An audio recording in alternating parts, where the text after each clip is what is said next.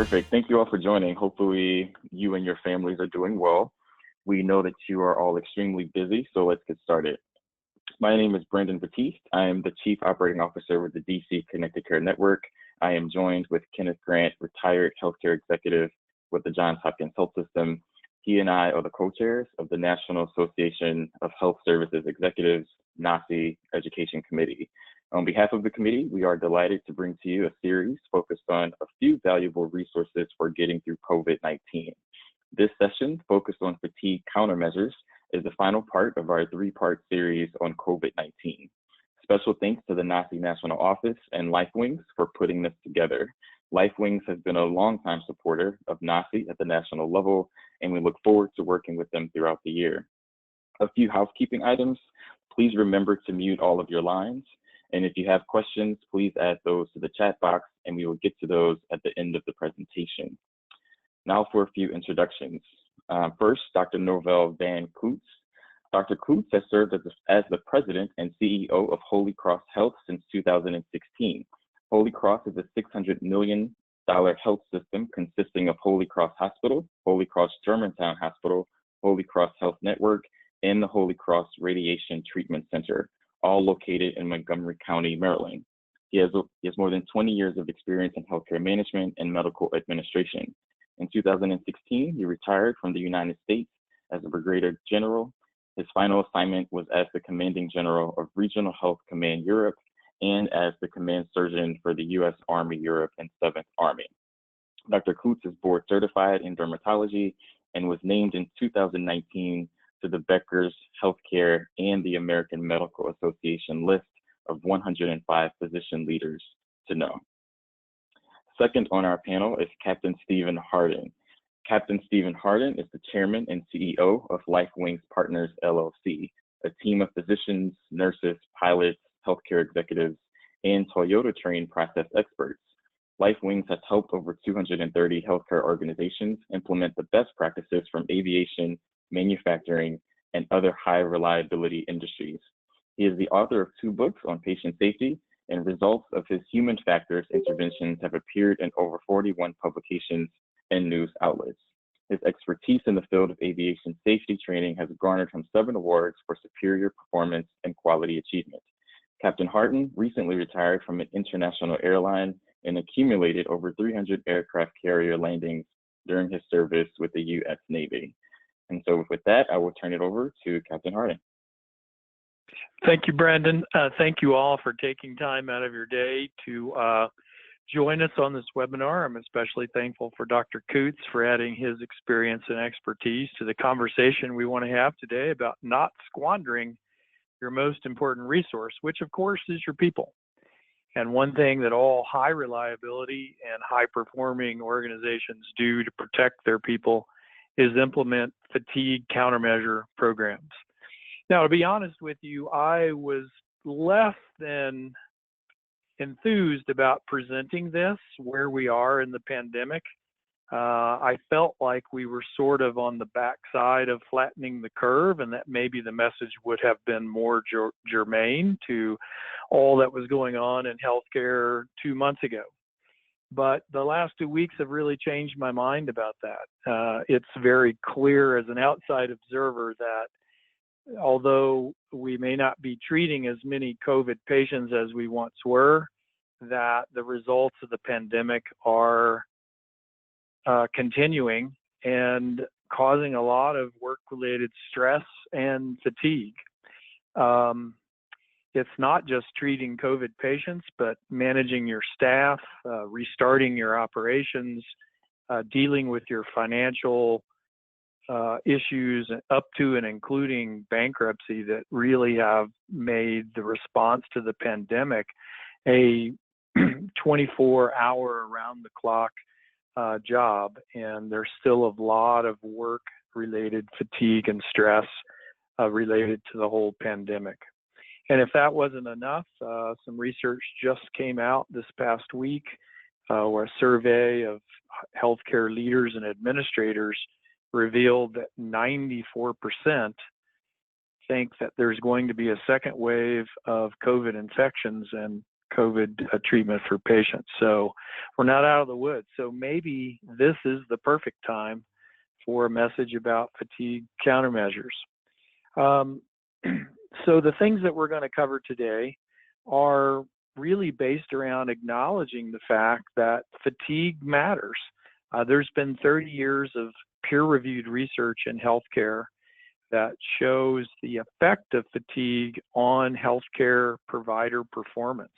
And the picture is not pretty. It's real, it exists, and we must address it, and certainly must address it in a pandemic. So we'll look at a little bit of that research, just a really high-level look to get well-grounded on what the facts say about the effect of fatigue on healthcare performance. Once we understand that, what do we do about it? One of the first things that a high-performing organization could do is put into written policy those things they intend to do to mitigate the effects of fatigue on their staff. So implement a fatigue countermeasures policy. This is something all high reliability organizations do. However, there is an underlying philosophy or principle to these policies that if you miss, you would be wasting your time to put a policy in place. So we want to unpack that and make sure there's a clear understanding about what that key underlying principle is. Once you understand that principle, it becomes really critical and important to offer and provide fatigue countermeasures education to your teammates, to your team members, right? So what does that curriculum look like? What is the science behind fatigue countermeasures and the curriculum that you would teach to your staff, and where could you get such a curriculum? Next, we'll look at long-term projects that you could put into place to manage fatigue. This revolves around managing duty times. Fatigue is primarily a function of how often and how long you're on duty. There's a lot of science behind this, and we'll look at some of the best practices around managing duty times. Then we'll turn our attention to some short-term things that you could do today or tomorrow with relatively low cost or no cost to help implement fatigue countermeasures for your staff.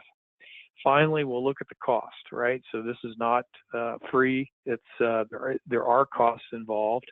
There's also a cost for not doing it. So we'll look at some of that, some of the cost of inaction, and very briefly look at how you might determine the return on investment for implementing fatigue countermeasures.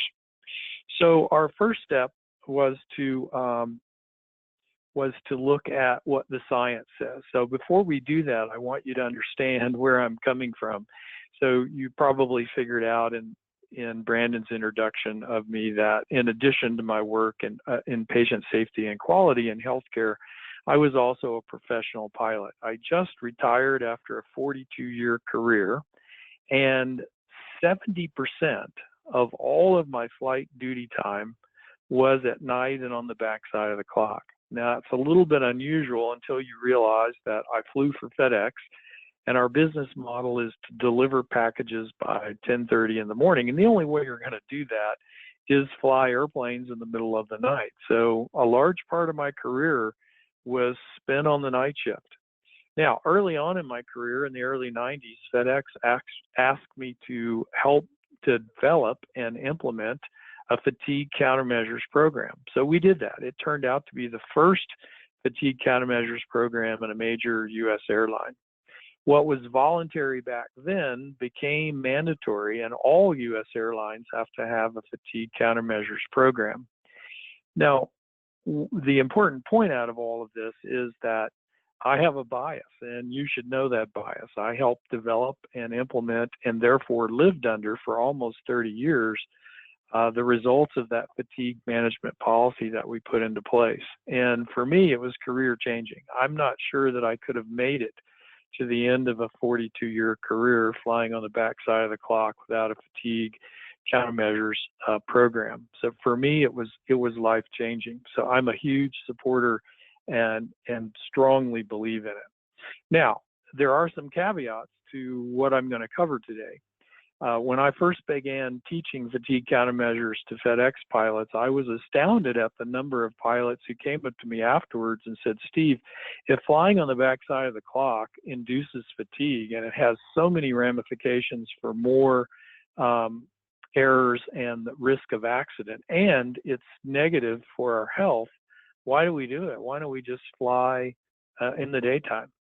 And so that I always found that amazing that, bright, well-educated pilots did not connect the business model to the need to fly at night. Well, you live under many of the same restrictions, and I will tell you, just like I told them, given the fact that the business model requires it, what is it that we can do to play the hand of cards we've been dealt in such a way that we can mitigate the risk of the fatigue and the effect on our health? And I would say the same to you. You have many of the same business model limitations, right? It's a 365, 24/7 job. You can't send your caregivers home at night to get rest. You have a responsibility to your patients, right? And you have other limitations as well in terms of staffing and costs.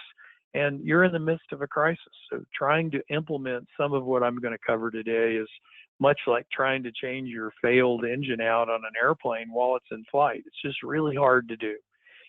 So my bottom line here is that you won't be able to do everything that I recommend, maybe not much of what I recommend, given where you are. But I do ask you to look at it, play the hand of cards you've been dealt as best you can, do something because something is better than nothing.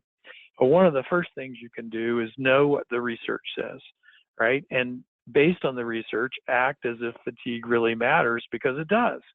It's really, really, really hard to get safe, high quality, effective care from your caregivers if they're not operating at peak performance. And if they're fatigued, they're not. The research is clear that they're not. For instance, research out of the healthcare community shows that if you have a caregiver that has had 24 hours of wakefulness, they have the same judgment and reaction time of someone with a blood alcohol content of 0.10.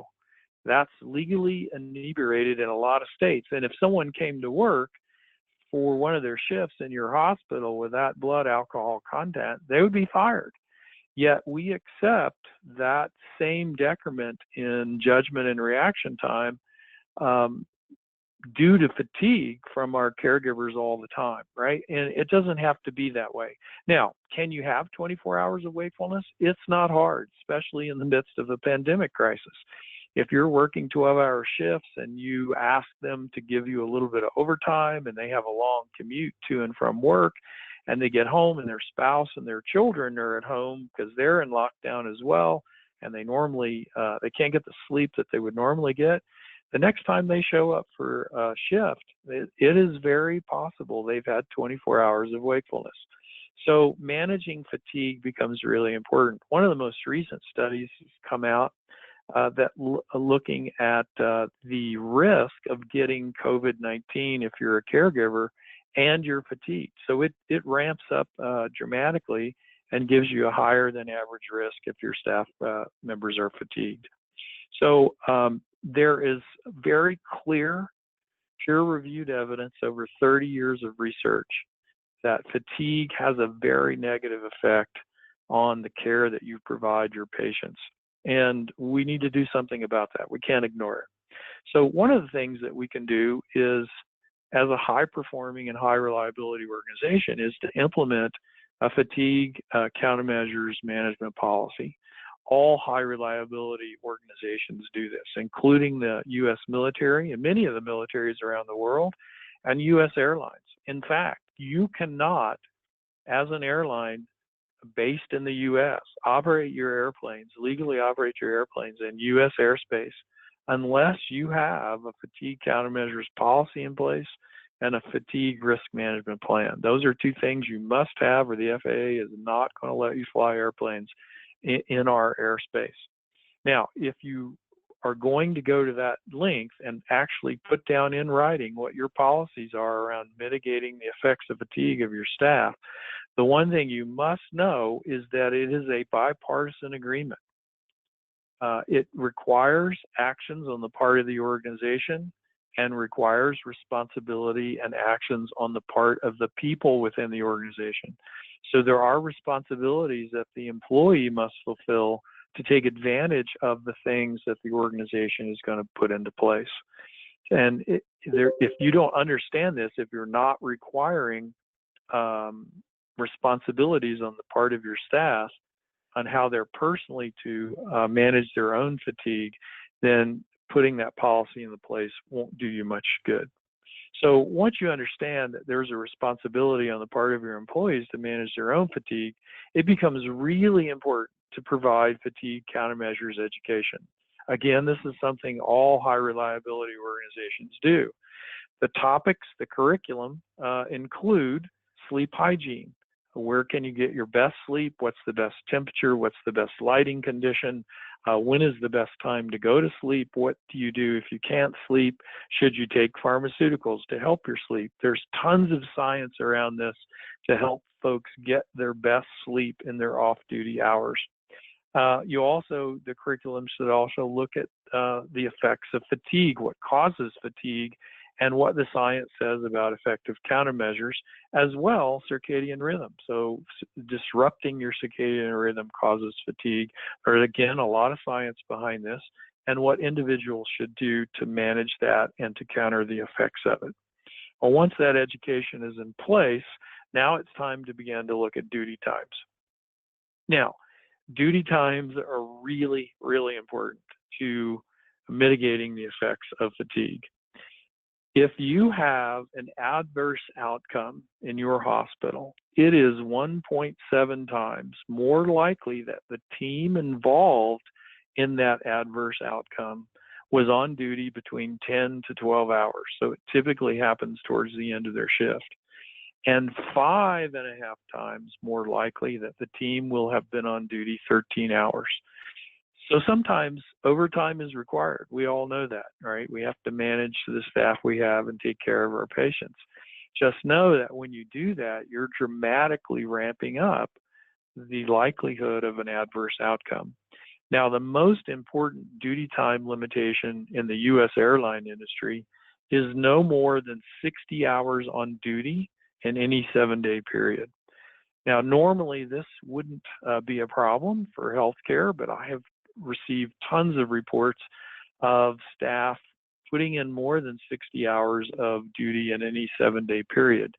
This is probably the most important rule for U.S. airline pilots. And in fact, if a pilot violates this, both the pilot and the organization that he or she flies for, will be penalized.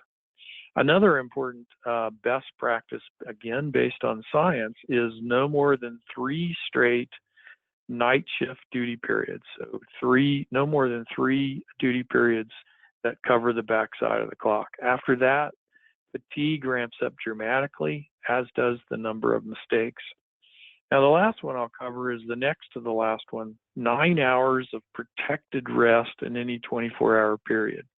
So what this requires is when someone shows up at the beginning of their shift, you do a 9-hour look back. And in that 9-hour look back, you have to verify that there's been no assigned duties or responsibilities by the organization. In other words, there must be 9 hours of continuous protected rest. And if not, then the start of that new shift duty time has to slide until you have 9 hours of protected rest. Now, I know these are groundbreaking ideas, but this represents the best of the science and the research into how duty times affect fatigue. Now, so it's more of a long-term thing to think about in the future. What can you do in the short term with fairly low cost or no cost? One of those is to change the culture about admitting that you're fatigued. One of the truisms of fatigue countermeasures is that your coworkers will see the effect of fatigue in you far sooner, far quickly than you'll see it in yourself. So if you have any inkling that you're not at your best, you have to confess that to your teammates and ask for a cross-check. You will not get on a U.S. airliner in the United States on a flight where the crew has first come together, the first time they've flown together, where they will not have had a conversation about their levels of rest and fatigue. And there is a freedom there, that's just the culture, to admit to each other when they are fatigued and asking for a backup and a cross check. This is certainly something that you can do in your organization, encouraging folks to have that conversation as they begin their duty times during shift huddles and meetings, right? So just reinforce that behavior and reward those that do that. One of the easiest things to do is to make sure that caffeine is available in all of your service line break rooms. Caffeine is probably the most, well, I want to say it's the second most important countermeasure, immediate countermeasure for fatigue. It has remarkable effects of stimulating adrenal function within the human body. So if I were in charge of a hospital, I would make sure somebody was responsible to go to every break room and make sure that fresh coffee and sodas were always available, and ensure that people didn't have to walk far to get their caffeine, and encourage that they use it in a targeted way. Now, if they're going to do that, the reaction that makes caffeine work in the human body depends on water. So staying well hydrated is also important, and I would make sure that fresh water was always available, and again, encourage people to use it. Now, there's science around when you should use caffeine and when you should avoid it, and that would be in your fatigue countermeasures training. Another thing you could do, fairly low cost, is be careful about the foods you put on the menu in your cafeteria. Some of them are high in an amino acid called L-tryptophan, which induces drowsiness, not good for those who are already suffering chronic levels of fatigue. So either get those off the menu or at least identify them. The last one I would talk about is napping, and I think this is the most important fatigue countermeasure that you can put into place. And the reason that it is so effective is the research shows that even a 2 to 5 minute nap is restorative in terms of judgment, reaction time, and attention span, all things you really need when taking care of patients. In fact, the research is so clear that the FAA will even lengthen the allowable duty time of a pilot if there is an opportunity within their flight schedule to take a nap, right? So I worked for FedEx, as I mentioned. FedEx is a multi-billion-dollar company and totally invested in napping. In every one of the cities at which we deliver packages and have a freight building, within that building we have a sleep room dedicated for flight crews and drivers and couriers, right? The sleep room is just recliners, and the linens are provided by FedEx. In all of our major hubs, we have gigantic recliner rooms with 40 to 50 recliners. Kind of a high-tech device, has a little bubble that you can pull over your head to give you a little privacy for a short 2 to 5 minute nap. And we also have sleep rooms, 8 by 10 foot rooms with a bed, a chair, and a telephone, and linens provided by FedEx. So FedEx has certainly seen the positive benefits of encouraging napping. It's a huge culture change, I know, for healthcare, but it has tremendous effects on countering the effects of fatigue. And lastly, we'll talk about cost. None of this is free, yet there is a cost to putting it into place. You won't be able to do all of it, I realize that. But there's also a cost for not doing it. Recent research out of COVID hotspots show that clinicians treating COVID patients have depression, anxiety, insomnia, and distress. There is a huge cost for not managing the fatigue of your staff. I would also add parenthetically that in all of the blogs and articles that I read about healthcare, there is a groundswell among frontline caregivers about the level of support they have received from administrators and leaders in healthcare. And in fact, one article I just read in the last couple of days, the key comment in the article was that COVID-19 is not the biggest threat. The biggest threat is the level of support from administration. And remember that you'll still be leading when all of this is over, right? So your staff will remember what you did or didn't do in terms of protecting their health, right? So fatigue increases your cost because of errors and risk management expenses, turnover, sick usage, and productivity. So there's a cost for not looking at all of this, and you should take that into consideration when you run your return on investment calculations. Listen, you won't be able to do all of this. I know that. It's a huge culture change. My admonition to you is play the hand of cards that you've been dealt. Do something rather than nothing. Something is better than nothing. And of course, I wish you your very best on your journey to take care of your most important resource. So now we'll take questions from participants. I think one question has already come in, and we've put that on a slide for you. This is for Dr. Coots. What resilience-based tools have you been using to help caregivers in the midst of the COVID pandemic? Dr. Coots? Well, thanks, Dave. I appreciate this, and I really appreciate all your points there. The difference is that sometimes you can't make all of those points work in the midst of a crisis. My hospital system has been up and operating for about 15 weeks under an emergency plan, and we diagnosed the first 2 cases in Maryland and the 3rd case in Washington, D.C. here at the hospital. So we've been up and running since the very beginning. There are a lot of us who were in the military, police, fire, or FEMA when we stood up our incident management center. And so one of the things that we started to do was to say, hey, to the staff, this is going to be a marathon and not a sprint. Your schedules are going to be disruptive, whether you're at home or at work. So some of the things that are important are that rest, activity, and nutrition, the 3 big main functions. And then we tried to talk about some of the things like the sanctity of home and off time, but that's been badly disrupted by the self-quarantine or the isolation, isolating at home, the stay at home, and then, mindfulness and working with hobbies and things like that, spirituality, but all of that's been thrown off by closing of churches and inability to get out and do some of the outdoor hobbies that people are used to. So some of the basic countermeasures you would normally put into place have been eliminated because of the nature of this crisis.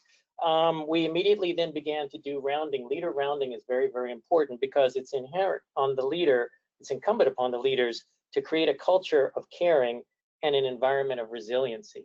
And as this crisis has matured and continued, we have matured right along with it. So right now, we are implementing resiliency rounding, which is a little bit different, which is actually teams of trained rounders who are going around to each of the units to specifically address the needs of the staff, to talk to the staff, to listen to them. And we give them training on what it means to round, empathy, effective listening, gratitude, understanding disasters and the different phases and what people go through, how to build resiliency, how to reduce stress, and then about the different types of system or local resources that are available to the staff. We have a colleague call line. We have open times where we have tea and chat, where you can come down if you're on break, get a cup of coffee, get a tea, and sit down and just talk to people. And these teams are made up of behavioral health providers, non-behavioral health providers, and members of our clergy, our chaplains corps. So those are some of the things that we're doing. I just want to mention quickly some of the things that we learned in the military about resilience that are applicable to a crisis like this. Number one, the environment is a big factor. There's going to be less resiliency in folks who are constantly impacted because they work in the ICU, as opposed to those who work in med-surg, as opposed to those who work in the emergency department, et cetera, et cetera. The level of provider really makes a difference. Your level 1 to 3 providers, which are your frontline providers, have a tendency to be more resilient than level 4 and 5, which is your managers and your executives. And one of the things about executive stress is there's a helplessness, hopelessness factor that kicks in, because you're trying to do the best thing for your staff and take care of them, but there are factors that are acting against you, such as the absolute lack of PPE that we've seen, the bizarre nature, the fragility of the supply chain, all of the different policies that have come out to wear this type of mask, to not wear that type of mask, to wear this type of PPE, to not wear that type of PPE. The staff doesn't see you struggling through all of this. They just think, why isn't he giving me these masks? Why isn't he giving me the PPE I need? Not recognizing that there's a worldwide shortage, not just a hospital-wide issue. And so senior executives actually tend to have a tendency to be less resilient than the frontline folks. The criticality of the patients that you're exposed to. You know, our staff sees patients in the ICU and patients who are dying all the time, but they're not trained to see the number, the type, the complexity of the ICU patients that we've been seeing, or the number of deaths. 3, 4 deaths, sometimes 8 deaths a day. Really wears on the staff. And then there are the ethical dilemmas that are encountered. Back when we first couldn't get ventilators and things like that, we were actually putting policies in place in case we had to ration scarce resources and sort of make a decision. This patient is not going to get on a vent, this patient is. And that really stressed the staff out as well. And then you have to develop a sense of community, of caring for the team. And thankfully, we've seen a lot of community outpouring, as well as outpouring from our non-COVID related units to those folks who are actually facing the COVID. And then you also have to worry about the inability of staff to separate work from home. And because many of our staff felt that they were a threat to their families, they either didn't go home, or if they went home, they slept outside, or they slept, in the basement. And it was very, very disruptive. So there's a lot of anxiety and a lot of fear. Fear is another thing that you have to deal with in a pandemic. There's a lot of fear at the beginning. Fear has a tendency to subside when you're in steady state. But when you hit the wall, and you hit the wall at 12, 13, 14, 15 weeks, fear starts to raise its head again and manifest itself in complaints about a lot of other things, because people can't quite put a finger on fear. So you have to be prepared to deal with fear. And admit that there are people who are afraid, and be able to work through that. And I'll stop with that. Thank you, Dr. Coots, for the really good answer related to our first question. And thank you, Captain Harden, for that information as well. I wanted to go quickly to the chat box. I see a question from Timothy Thompson Cook, and it reads, how much of the loss of life around COVID-19 that has been communicated as medical errors during this crisis do you feel could have been avoided if organizations had fatigue countermeasures? And I'll open that up for you, Dr. Coots, and Captain Harden. Yeah, so this is Dr. Coots. I have not seen those studies, so I don't know the level of what people are calling medical errors. I think we're dealing with a disease that we're learning something about on almost a daily basis, where one day this drug is the drug of choice, where the next day it's not, it's withdrawn, and then you have a different drug. And where really there are no treatments, there are no vaccines. So I'm unsure how much of this is, what we don't know about the virus and how to treat it, and what are true medical errors because of fatigue. So I honestly can't answer that one. This is Steve. I'm going to make a stab at it. I haven't, with this caveat, I haven't seen the study, and I don't know what conclusions were drawn from the study. I would say this, however, I think just because of the interest in the effect of fatigue on healthcare, that this topic will be studied when there is time to study it. And I think when we look back at it, there will be some groundbreaking research on the effects of performance of fatigue, especially during a pandemic. And it wouldn't surprise me at all if the conclusions that are drawn are that, yes, we should have been more resolute and more innovative in our fatigue countermeasures policies. I'm editorializing a little bit here. I actually did, 15, 20 years ago, try to interest healthcare organizations more strongly in fatigue countermeasures policies, but there's great resistance to it. And the old adage about data is that even though the data may be there are people that say, well, that's not our data, or the data is not valid. So for whatever reason, 20 years ago, there was a lot of resistance to fatigue countermeasures. I think when we look back on the pandemic, we'll realize that we would have been better served to have more strongly implemented fatigue countermeasures to deal with these sorts of crises. Thank you, Captain Harden and Dr. Coots, for those responses. I have a question. Thank you for giving us these resilience-based tools that we can use in our, daily jobs. As we know, and I think we've kind of started this, Captain Harden, in the beginning, there's a lot going on in the world, right, outside of COVID, and we're managing people, employees, staff, providers, seeing patients that, are not just affected by COVID. They're affected by economic crisis. They're dealing with family and relatives who've lost their jobs. We are dealing with, obviously, politics, the trauma that's associated with Black Lives Matter, the movement and things that are occurring in our daily lives. We also have our colleagues in the southern states that are preparing for hurricane season, one of which is the depression that's forming now. It seems like every month there's something different that we are constantly being attacked by.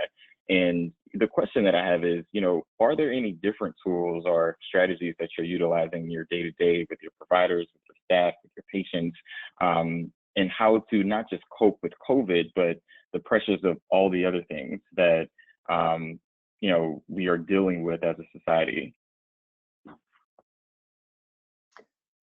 Yes, this is Steve. I'll take that one, and I'm sure Dr. Coots has plenty to add to it. One of the tools that I'm teaching a lot of leadership in physician leadership labs around the country is called 3 Good Things. I will explain that in a second, but the underlying premise behind 3 Good Things is that the negative in our life screams and the positive only whispers, right? So Brandon, you just went through a whole list of things that are going on in our world, and certainly in the world of the healthcare provider and the healthcare administrator. And the negative screams, the positive only whispers. So one of the most effective tools you can have or use is a tool that helps you hone in, focus on, and listen to the positive that's whispering. Now, one of those tools is called 3 Good Things. It's an exercise that you do within 30 minutes of bedtime. So this is incumbent upon any employee or leader within an organization that has a fatigue countermeasures policy. Part of the policy is that the employee, the actor in the organization, has a responsibility to handle their own fatigue as much as the organization has a responsibility to put into place things to help handle fatigue. Well, one of the things you can do to help handle your own fatigue is hone in on the positive with a tool like 3 Good Things. So it's an exercise that you do within 30 minutes of bedtime. You can do it by yourself or with a spouse or significant other, and you just review your day and you identify 3 good things that happen to you. They don't have to be the best things. They don't have to be rank ordered. They just have to be 3 good things. And you ask yourself 3 questions about 3 good things, each of those 3 good things. What is the thing that happened, and how did it make you feel? The one rule on how it made you feel is you can't use the word happy, right? So there's a lot of meaning hidden in the word happy. So you can't use the word happy. So it made you content, made you proud, made you feel challenged, made you feel satisfied. So find a word other than happy. And then the other question you ask is, what was your part in making that good thing happen, right?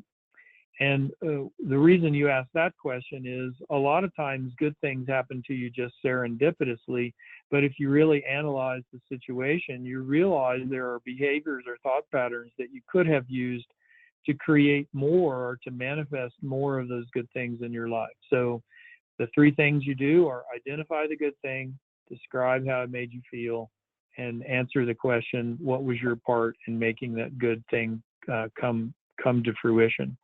That exercise there, physician leaders tell me, is one of the most important and valuable tools they have to respond to all of that negative stuff that's going on in their lives that's constantly screaming, because it forces them to identify the positive that's whispering. Yeah, this is Dr. Coots. I would agree with all of that, and I would add in that one of the things that's important particularly in times of stress like this, is leadership. I mean, leader presence, is very important. This is the time that everyone expects its leaders to lead, and that's one of the things that you have to do. One of the things that staff can do is to learn how to decompress, kind of debrief and detoxify, before they leave the hospital or before they leave the office and go home. I used to have a boss who said, when you get in your car and drive home, take everything that has worried you about today and put it in an imaginary paper bag, stick your arm out the window and drop that paper bag off on the road. So basically decompress, use that travel time between office and home to decompress so that you don't take it out on your family or your loved ones when you actually get home. As to what's going on now in the country with the pandemic, and then on top of it, natural disasters that are coming, and then the national disaster that's going on right now around the Black Lives Matter, the deaths of several people here recently, the protesters and the misuse of the military forces, or the politicizing of the military.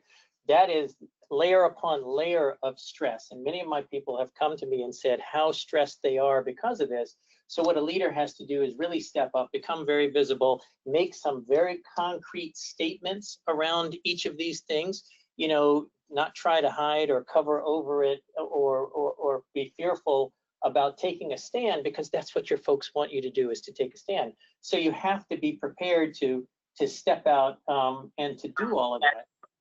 And to show everyone that, yes, we're all in this together. We all are feeling the same thing. We're all hearing the same thing. And so we'll try to address this as best as possible. Thank you, Dr. Coots and Captain Harden, for that question. Do we have another question on the slide? No, that was all the previously submitted questions, unless you have any other in the chat room. Got it. I see one more in the chat room, and I just want to, I think we might have touched on this a little bit, but the question is from Grant McGraw, and it's, how are you managing through the 3 different crises that have affected the diverse population of employees?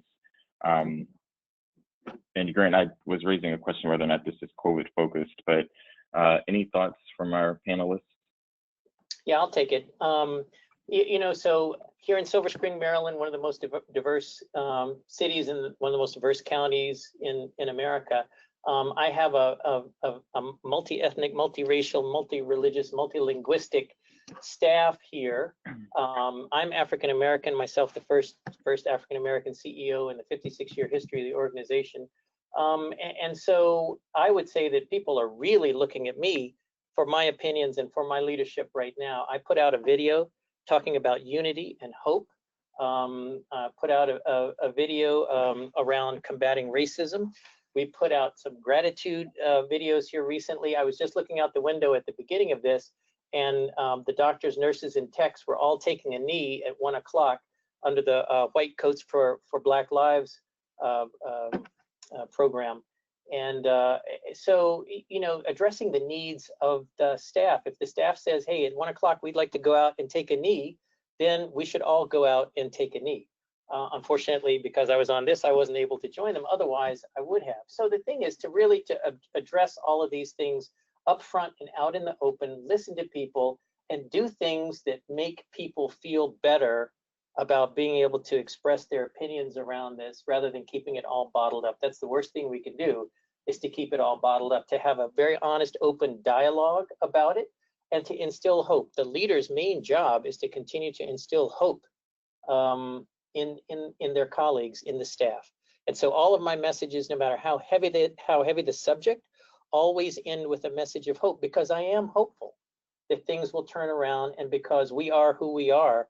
And particularly as a Catholic health system, we are who we are, and there's some basic principles under which we operate, and they are very hopeful principles. Thank you, Dr. Coots, for that. I'm sorry, Captain Harden, was there a follow-up? Yes, I just wanted to follow up on that. It was very eloquent, and thank you, Dr. Coots, for that. And I would add to it that I think it's important as a human, but especially important as a human in a leadership position, to follow the mantra of be a blessing to someone today. That's one of my personal mantras. I lead an organization, and it's rarely a day goes by, no matter what's going on in the world, that I don't say to myself, how can I be a blessing to someone today, right? And so that forces me to get off of what I think others ought to do or ought to say or ought to think, to be focused more on what is it that they need and how can I meet that need, and how can I, in meeting that need, be a blessing to them. Thank you for that, Captain Harden and Dr. Coots. And I see another question in the chat box, and perhaps we will close on this question. And the question is from Joseph Stewart. Do you think that management is omitted when we are so focused on helping everybody else through this hard time? And it's a very good question, because what we've talked about for the majority of this conversation is how we can equip our staff and our patients with those tools and skills to, counter fatigue. And, many of us on the call, and our panelists included, are really hoping to lead through, this trying time. And so it's a very good question about what are you doing to cope? Are you using these tools? And, do you recommend the same strategies for management? Yes, Dr. Coots, I would say absolutely yes. If it works for your frontline staff who are COVID facing, who are crisis facing, it will work for management as well, because you are just as invested in the crisis. I mean, I have COVID dreams. My wife tells me I'm a little sharp when I get home, so can I drive around the block a few more times to decompress a little before I get in the house? So I recognize that it's impacting me just as much as it is everyone else. I get up at 5 o'clock in the morning and I exercise first thing, which is not something I had been doing in the past, but I want to start my day by kicking in the endorphins and enkephalins and having a better view. I try to eat as well as possible, and what limited hobbies I can do while under stay-at-home or stay-at-home light, I try to do, and I try to spend more time listening to my children and playing with them. Play helps to relieve a lot of stress. And so even though I'm 60, I am playing with 2 young teenagers as if I'm a young teenager. Now, I'll be sore, but I will have a whole new outlook on life, and they will appreciate the fact that even in the midst of a crisis, their father was present for them just as much as for the staff at the hospital. So yes, absolutely, we do have a tendency to overlook management as we focus, but we can all follow the same basic principles of resiliency. All right. Well, I think I have nothing to follow up with there, Brandon. I'm sorry I had put myself on mute. I have nothing to follow up with there. I think that was very eloquently stated and a great way to end. Oh, good. All right. Well, I really want to thank you both for taking the time out of your busy schedules to help us, think through some of the strategies that we can use to cope. Special thanks to LifeWings for organizing this forum, and the NACI National Office and our Education Committee for helping to put this together. Over the next couple of quarters, hopefully you can look forward to additional learning opportunities through NACI. There's also a diversity series that you should take full advantage of. And with that, I will give you back the next 8 minutes of your day. Thanks everyone for joining. We really appreciate it.